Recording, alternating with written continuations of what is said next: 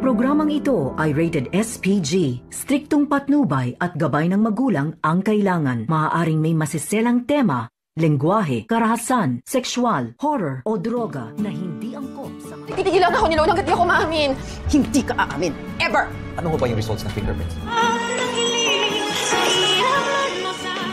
Gustong-gusto na nga umamin dito ni Zoe dahil pakiramdam nito ay hindi nga daw siya dito titigilan ni Lolo Pepe.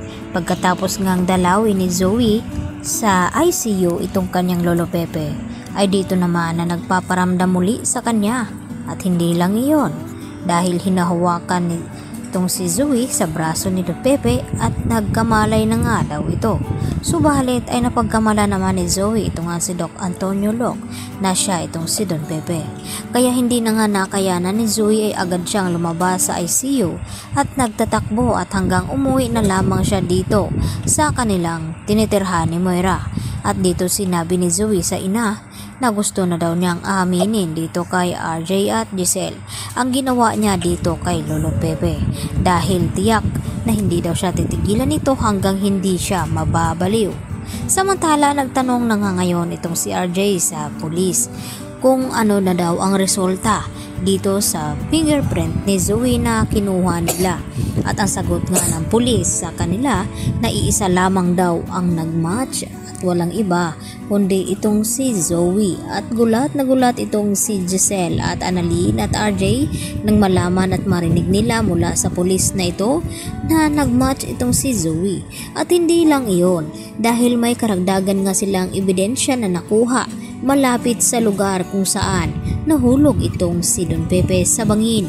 At ang sabi ng pulis na nakakatiyak ito na pagmamay-ari ng isang babae ang nakuha nga nilang disenyo nasa sapatos.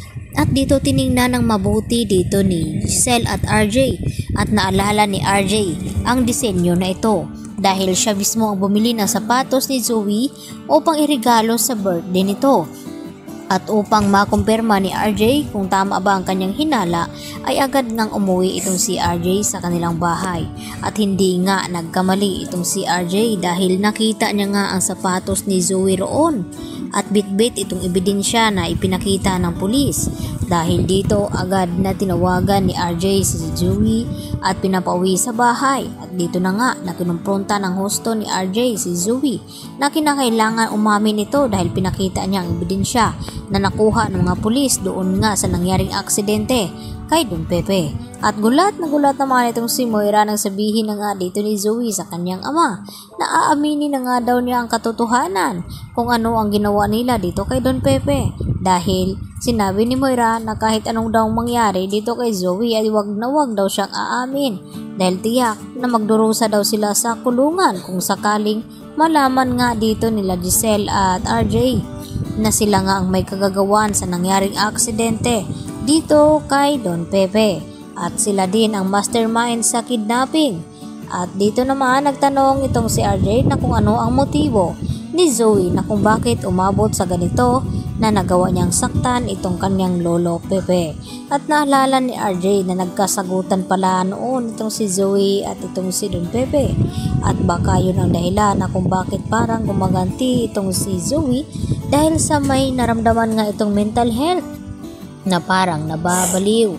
At yun naman ang idadahilan ngayon ni Moira na baka na ba nasisiraan ng bait itong si Zoe at nabaliw kaya niya nagawa ang mga iyon. Subalit hindi kumbinsido itong si Giselle na yun nga ang dahilan dahil alam nila na may motibo pang tinatago itong si Zoe at itong si Moira. Kaya wala nang takas ang dalawang ito. Yan ang ating pakaabangan mamaya. Dito lamang yan sa Abot Kamay na Pangarap.